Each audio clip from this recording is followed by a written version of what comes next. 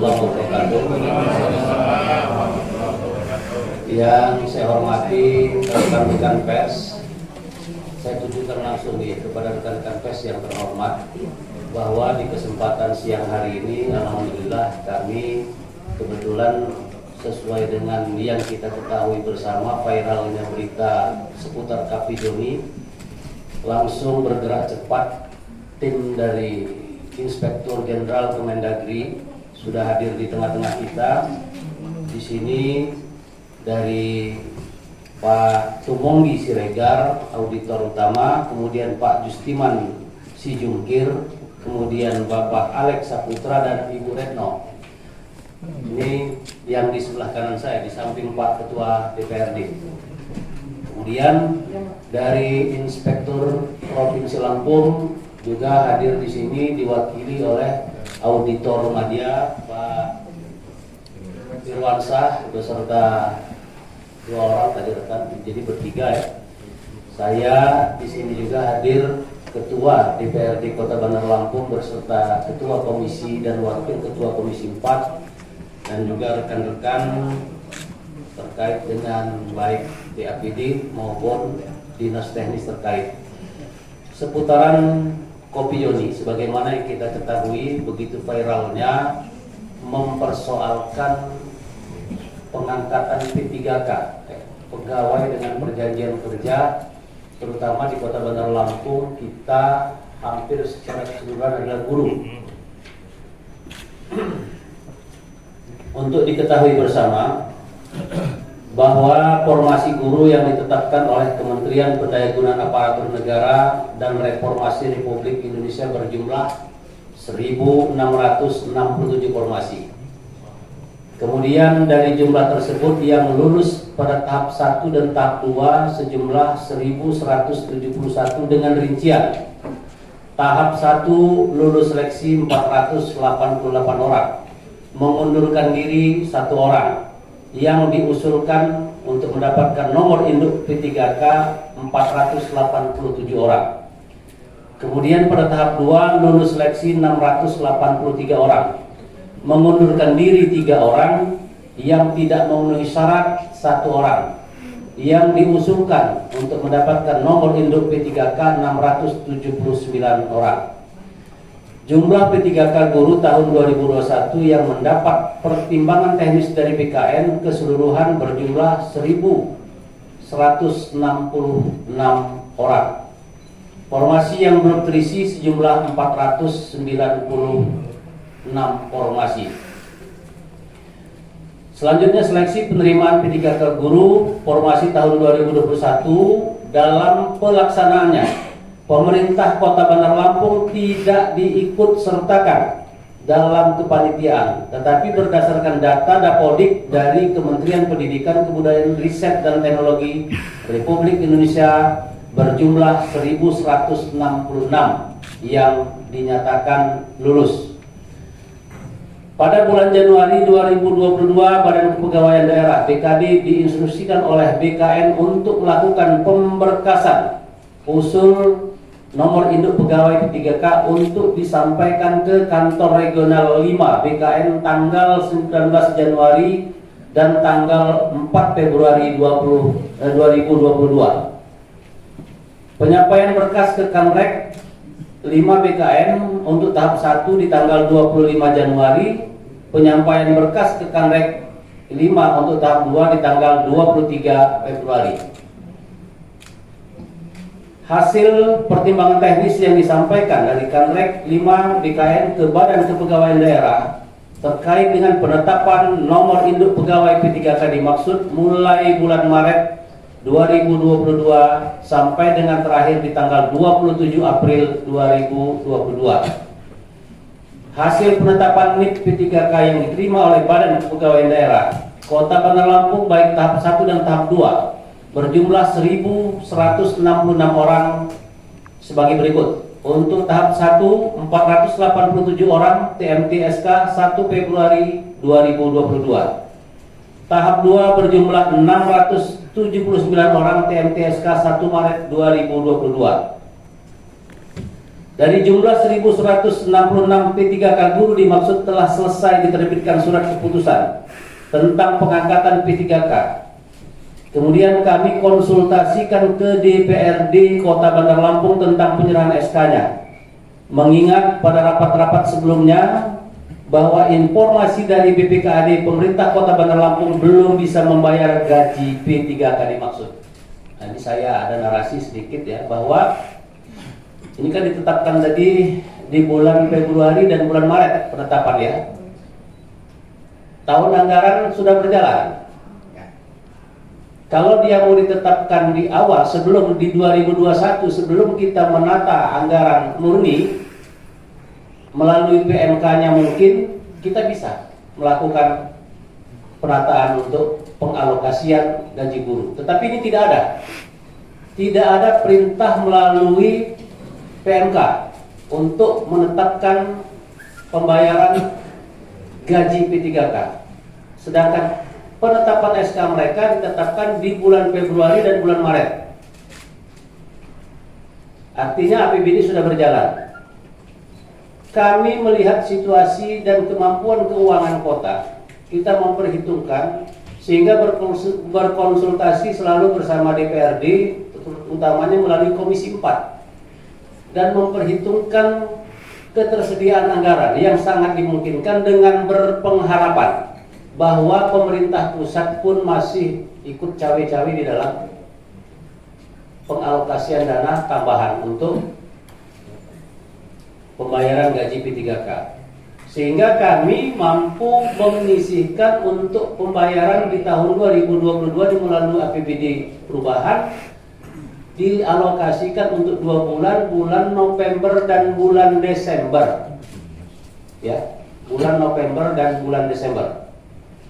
Nah, di dalam kesempatan ini tentunya teman-teman pers, kami sudah melaporkan melalui auditor dari Inspektur Jenderal Depdagri tentang apa yang terjadi saat ini, sehingga kami juga sudah menyampaikan harapan-harapan untuk upaya menyelesaikan persoalan ini, bahwa untuk diketahui juga sesungguhnya bukan hanya Kota Bandar Lampung ya, tidak hanya Kota Bandar Lampung yang bermasalah dengan urusan P3K ini, bermasalah dalam artian kita tidak mampu bayar gajinya karena tidak ada ketersediaan dana untuk membayar mereka. Dan saya katakan tadi melalui Jen, kalau memang ini dibawa dibahas di tingkat rapat di tingkat nasional, ya mumpung ini PPD murni 2023 sedang dalam proses. Kalau memang ada perintah melalui PMK, apa boleh buat? Berarti kami harus merubah lagi rencana keuangan yang sudah kita tata. KUA PPAI sudah masuk, tinggal pemantapan bersama DPR. Akan kita rubah. Tetapi ini persoalannya bukan hanya Kota Bandar Lampung masalah ini. Hampir di seluruh Indonesia. Kemarin pada waktu kegiatan APEKSI ini selalu menjadi bahasan kita juga. Jadi kasusnya sama, kecuali daerah-daerah yang memang mendapat alokasi sedikit, mereka mampu menyelesaikan itu, betul. Nah, kita yang terlanjur besar ini 1.166 ya? Yeah. 1.166. Artinya sebulan kita harus menyiapkan pembayaran untuk mereka itu sekitar hampir 6 miliar. Ya, hampir 6 miliar kita harus menyiapkan anggaran. Nah, jadi terkait masalah ini artinya apa yang menjadi bahasan yang mungkin bisa dijadikan bahan untuk perimbangan. Saya tidak akan bahas apa yang disampaikan dibahas di Kopi Jam, itu bukan urusan saya.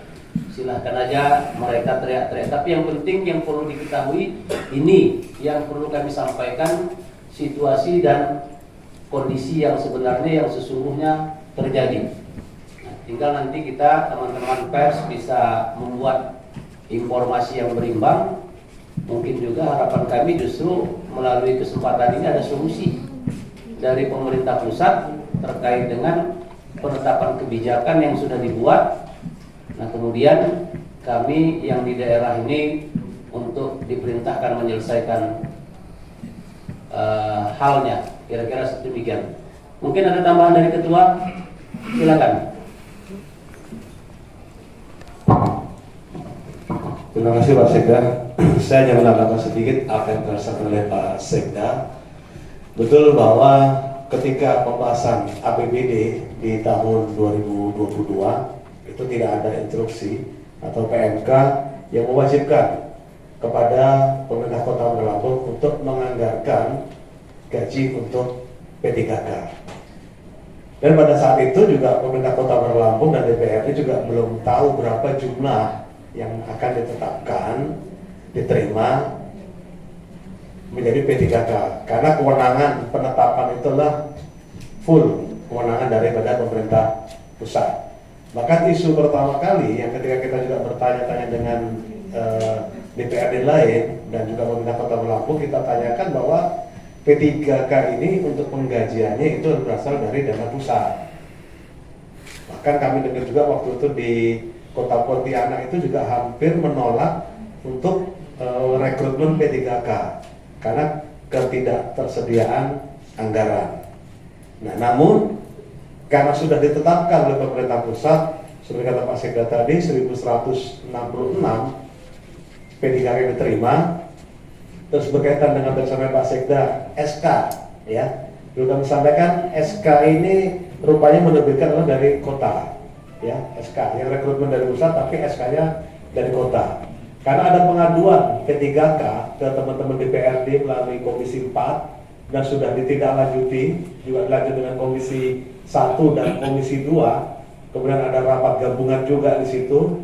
Kemudian kita cari solusi dengan pemerintah Kota Bandar Lampung, yaitu BKD dan Dinas Pendidikan, supaya memberikan keyakinan dan ketenangan kepada para pengajar kita, yaitu kita minta agar SK-nya dibagikan. Sehingga pada waktu itu SK sudah dibagikan.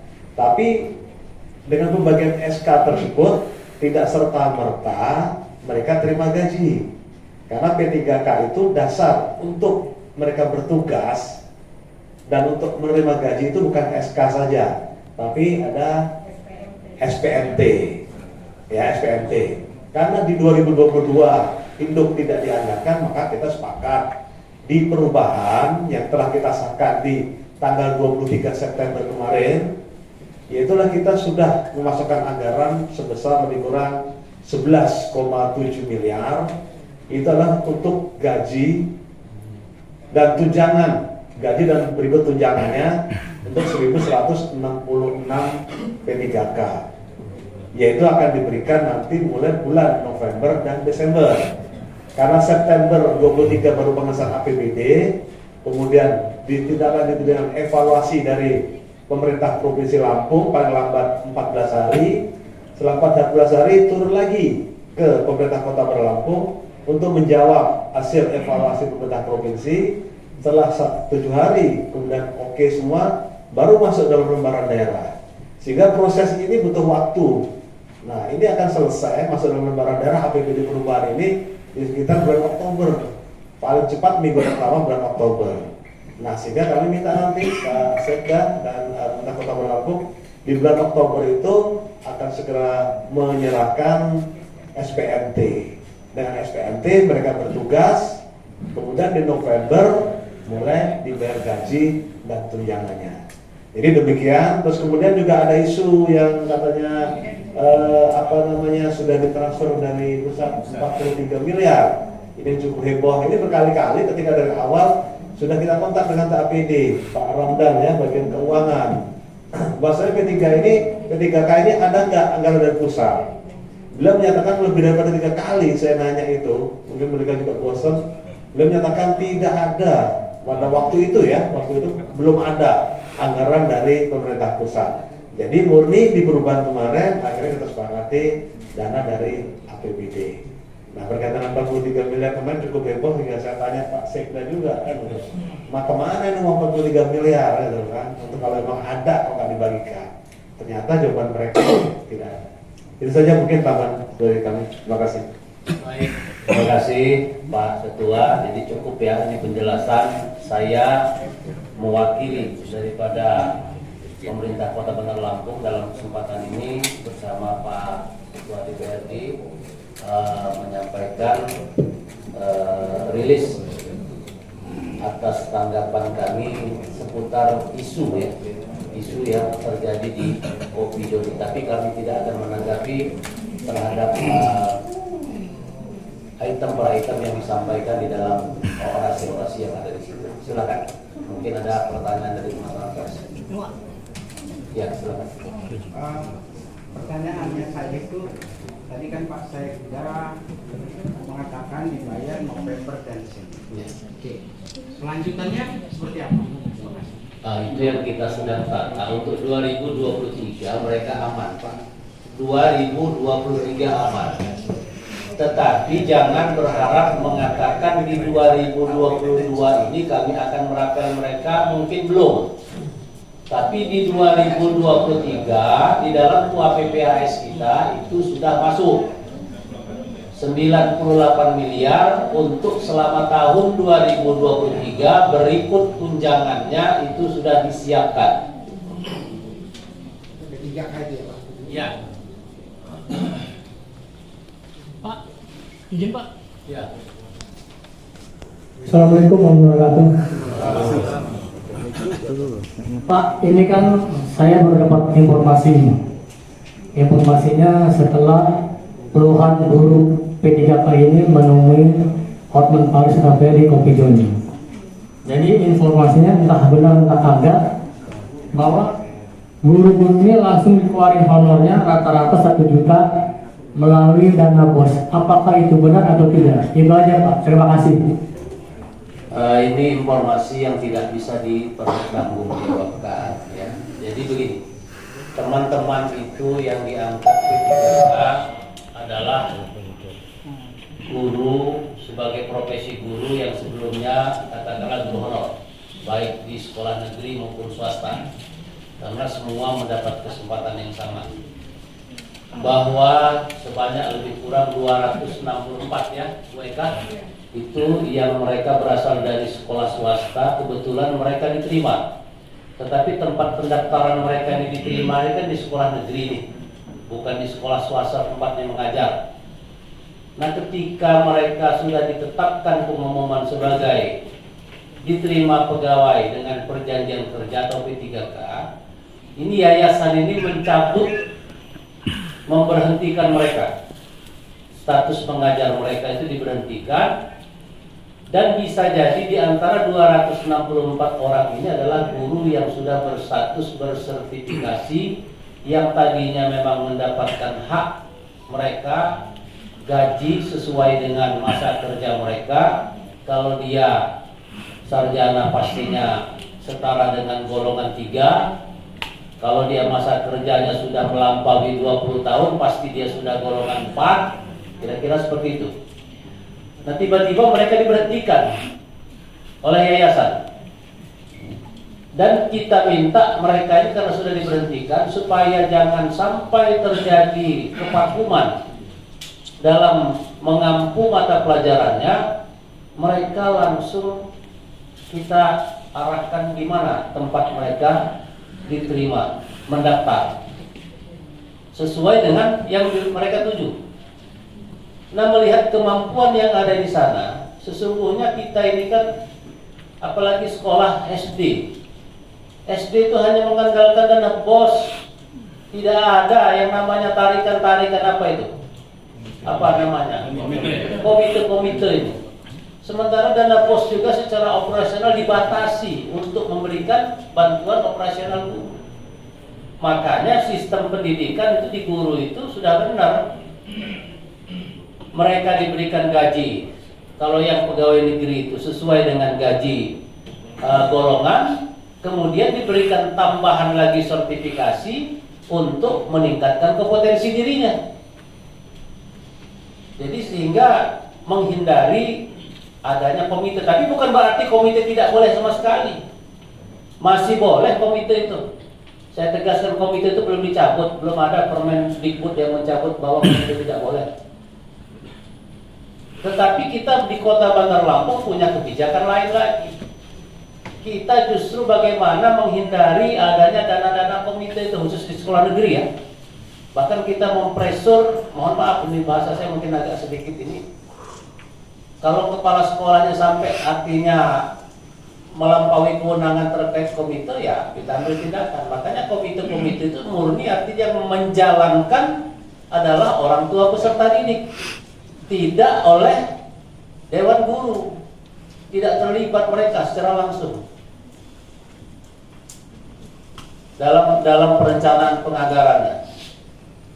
Karena disepakati oleh Dewan Komite. Setelah Dewan Komite bersepakat, baru diserahkan secara operasional kepada sekolah. Itu yang betul. Nah, jadi terhadap ini tentunya kalau dikatakan 1 juta ditransfer itu, saya nggak tahu siapa yang dapat 1 juta itu. Ya. Oke.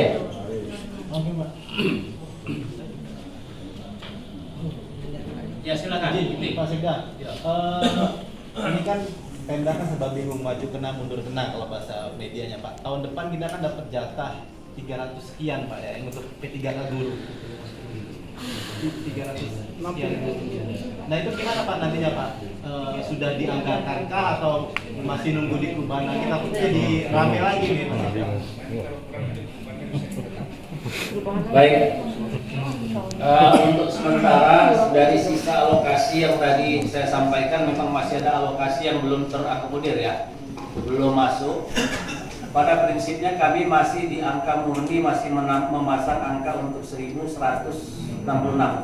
Tetapi nanti masih dimungkinkan dalam perhitungan kita, dalam perjalanannya sampai dengan bulan September, bila mana itu sudah diakomodir, masih cukup untuk mengatasi sampai dengan bulan September dan bisa ditambahkan pada APBD perubahan.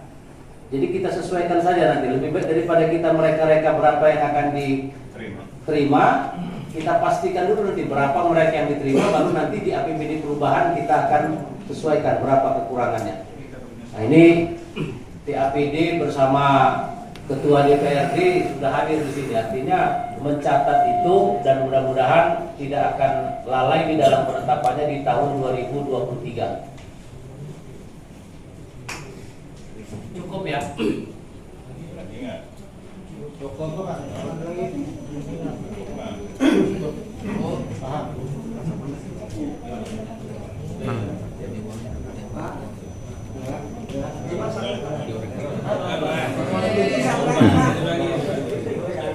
Mumpung ada kerjanya kan penjelasan gitu Pak. Sekarang Pak ini kan kalau yang 9 bulan belum menerima. Tapi kalau dari penjelasan dari Pak Sekda kan berarti kan nggak, bukan 9 bulan, mungkin 2 bulan, 3 bulan. Bisa dijelaskan. Sekarang juga ada koordinasi bisa kan kalau itu bahasa pusat sudah jadi berapa bulan. Itu jelas bisa dijelaskan.